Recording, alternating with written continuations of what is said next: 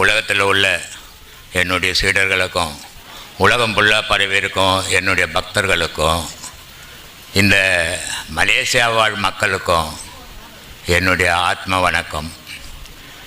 நான் உலகத்தில் இன்றைக்கி எல்லா நாட்டிலேருந்தும் நம்மக்கிட்ட உபதேசம் வாங்கியிருக்காங்க. ஆனால் எந்த நாட்டிலேருந்து உபதேசம் வாங்கினாலும் ஒரு 5 பேர் 10 பேர் அவ்வளோதான் உபதேசங்கள் வாங்கியிருக்கிறாங்க. ரொம்ப அதிகமாகலாம் கிடையாது. இது உலக நாட்டில் எல்லா நாட்டிலையும் இருக்கிற மக்களும் உபதேசம் வாங்கியிருக்கிறாங்க.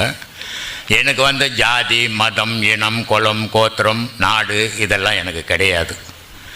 யாராவது மத விஷயமாக என்கிட்ட பேச வந்தால் கூட மதத்தை வெளியே போட்டுட்டு மனுஷனாவா உள்ளோம் அப்படின்னுவேன்.